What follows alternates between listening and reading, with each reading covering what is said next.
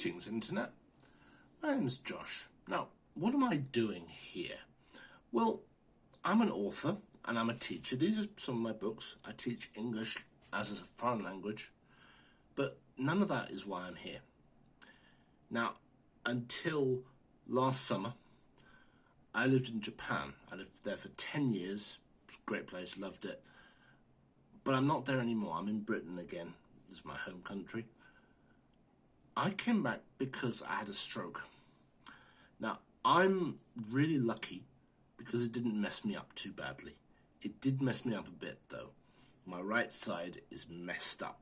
I can still move my arm, I can still move my leg, but not very well.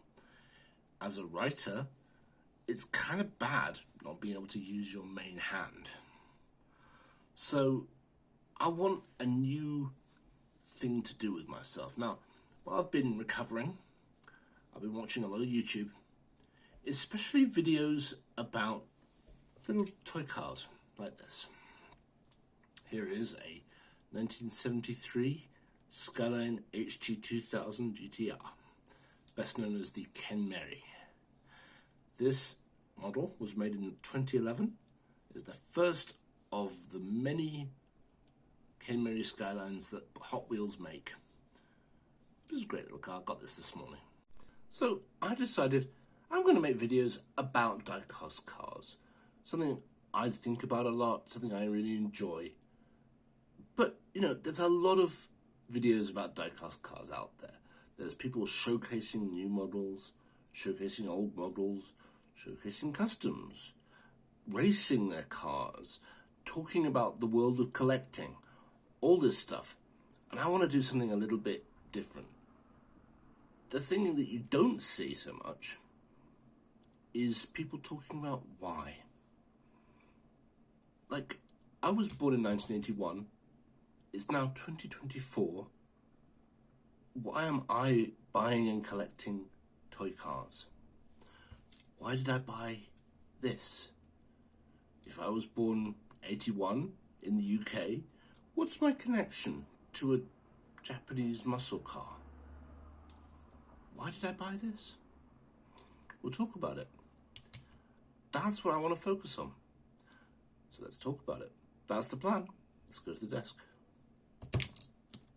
Okay, welcome to my desk. Now, let me start here with Exhibit A. Exhibit A is a BMW 323i Matchbox model, made in 1985 by Matchbox. Now, this is a convertible, as you can see, but it was made by a company called Bauer, rather than BMW themselves. This fixed profile with roll bar type cabriolet is kind of unfamiliar nowadays, but it's a really interesting car for that reason. But also, if we look at the back, if the camera, yeah, there we go. There is a legible number plate cast into the car itself. This is from the good old days when Matchbox made some really detailed models. And this legible number plate, you can kind of see on the front too. This legible number plate represents some big part of why I'm into cars. When I was a kid, my parents tell me I used to sit on the back of the sofa and look at the cars passing by and try to read the number plates when I was about 3 years old. And so they taught me to read early. And that is what I attribute my interest in words and English generally, and reading and writing and literature and language to. That is a really big part of my life. So, yeah, this BMW kind of represents that for me. Now, as I mentioned, my parents were both teachers. My mother taught zoology, but my dad taught engineering. And because he taught engineering, he knew people. And one of them got him a ticket for the 1989 motor show, which is where Exhibit B comes in, which is this Tomica Premium model of a Lamborghini Countach 25th anniversary edition. Now, that 1989 motor show was my first experience of like getting close to a truly amazing car. This motor show was the UK debut, I believe, of this car. It did come out earlier in other places, but this is the first time it was shown in Britain, I believe. And if you've ever been around a Lamborghini Countach, you know how amazingly powerful they are. Not just in terms of their V12, but in terms of how much the design is just striking. It feels almost violent, this car. It's going fast when it's standing still, but it's shouting at you. It's trying to evoke an emotional response in a way that no car I've ever seen since this came out has quite pulled off. This Tomica is a really nice bit of toy engineering, quite apart from anything else. Check out the wheels. The wheels are bespoke to each car. They make new wheels for every model they put out in the premium line. And, you know, of course, they're based on the real car's wheels, which is something you don't see from Hot Wheels or Matchbox or anybody like that. It's that extra mile, you know? But, I mean, this is another aspect of why I collect die-cast cars, because this speaks to me on an emotional level that a lot of cars don't. You can't go out and buy a Countach easily, unless you have thousands and thousands and thousands of pounds. But you can buy one of these. It's nearly as good. So Exhibit C is going to be this Volvo. It's a 480 ES, another Matchbox. And this one reminds me of my mum. So my mum died about 2016, unfortunately, but she always loved this car. Whenever we were in the car together when I was a kid and we saw these on the road, she would be like, "Oh, Josh, it's one of those nice Volvos, isn't it?" She didn't know cars, but she liked this one. So when I see this, it reminds me of her.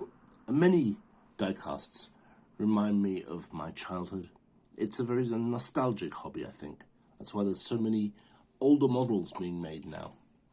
Older models that people remember fondly.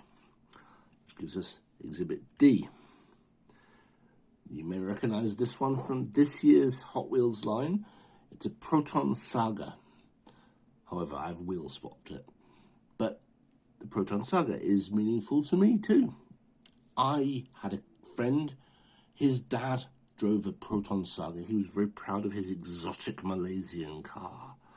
He obviously didn't get the memo that it's basically a rebadged Mitsubishi. But I remember riding home in Marcus's dad's Proton quite fondly. It was always kind of a bad car, but I kind of love it. Look at this thing. It's so silly, and yet it's so cute. Speaking of silly, cute cars, the Honda E. A little electric car. This one is by Tomica. Now, the Honda E, of course, is fully electric. And around 2018, I was kind of surprised. I suddenly realized that I was seeing more and more electric cars in traffic. And it hit me kind of gradually. It's really happening. The end of petrol, the beginning of electric cars. It's actually happening. The cars that we know, the petrol cars that we all grew up with, are dying. They're going away. We're not going to see them anymore.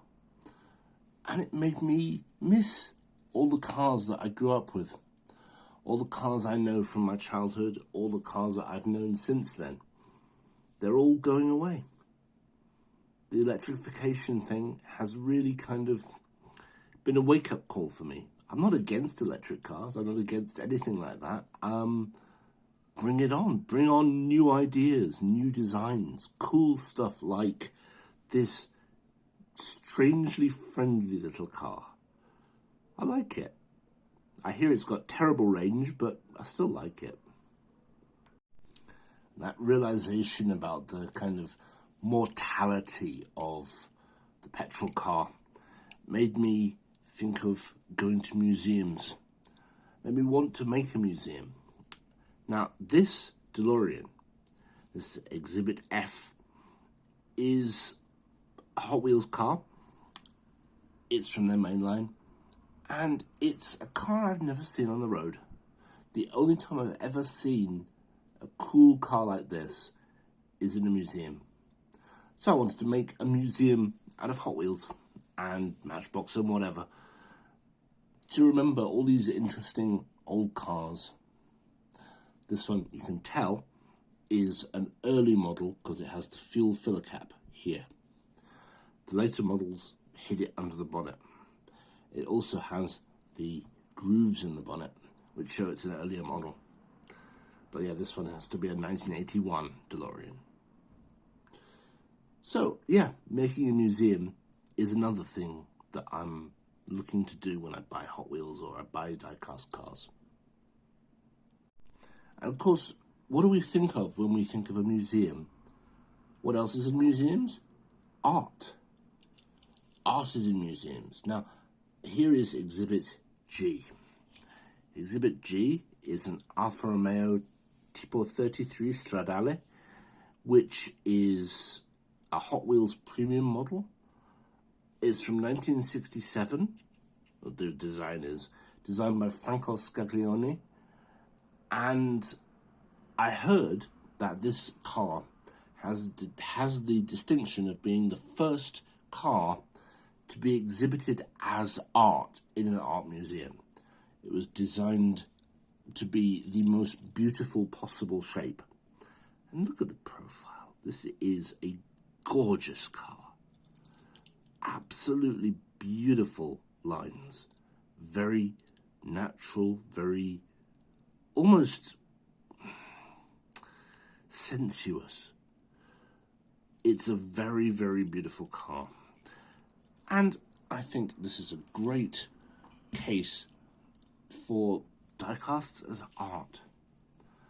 Now, of course, we've had the Daniel Arsham limited series being put out by Hot Wheels this year. There were mainline cars decorated by ornamental conifer. Last year, I think, he did that Camaro. It was worldwide, whatever it was. But Hot Wheels designers surely are artists. Aren't these artworks? Not just Hot Wheels designers, Matchbox designers, anybody who's sculpting these lovely little replicas of real things is an artist. I'd love to be rich enough to collect art, but this is perfectly good for me. This is art I can collect. And speaking of Hot Wheels designers, here is an interesting one. Now, all of these, of course, real cars that you'll find on the roads if you're lucky. This is not a real car, but it looks like it could be. This is the Dimashini Veloce, designed by, who is it, Dima Shakhmatov, a Hot Wheels designer. And you will never see this on the road, but you can buy it from a cheap shop for £1.40 if you're lucky, and enjoy these beautiful Italian lines. It's designed to look like, you know, the Maseratis and the Di Tomasos and maybe like low-end Lamborghinis of the 70s. I think it's a brilliant piece of work. It really captures that age, that spirit in its bodywork. I can't imagine making a kind of homage to that era better than that. It's brilliant. And if we're talking about Hot Wheels designers or diecast designers as artists, we have to think about Exhibit I, which is the slide kick. Now, the slide kick is another fantasy car, but it's based on a design from long ago called the sidekick. It has a unique feature. Boom. The pop-out cockpit at the side with a little driver's seat. It doesn't really do anything, but it's cool design. That is really nice design, fun design. We should celebrate such good design as this. That's another reason to collect diecast cars, this brilliant design. And it shows us there's a lot of culture behind Hot Wheels and diecast, like this kind of thing. There's a lot to learn about this kind of stuff. It's its own subculture. And speaking of culture, car culture itself is hugely diverse and fascinating. If, like me, you're somebody who's interested in different cultures, in exploring the world, this Exhibit J illustrates this pretty well. Now, you may know this car. You may know this car from Gran Turismo. A lot of people, that's their first introduction to the Skyline series. This is a Skyline R32. In fact, this is the Skyline which won the Japanese Touring Car Championship in its debut year. In that year, the Skyline R32 started 50 races, and it won 50 races, which is an unmatched record of amazing performance. This car, this model, is a replica of that car. And stories like that, information like that, can be brought out with little models like this. This is a Mini GT, beautifully detailed, incredibly well made, such fine detail on it. I do love Mini GT, I just can't afford them most of the time, but I splurged on this one. So yeah, Exhibit J.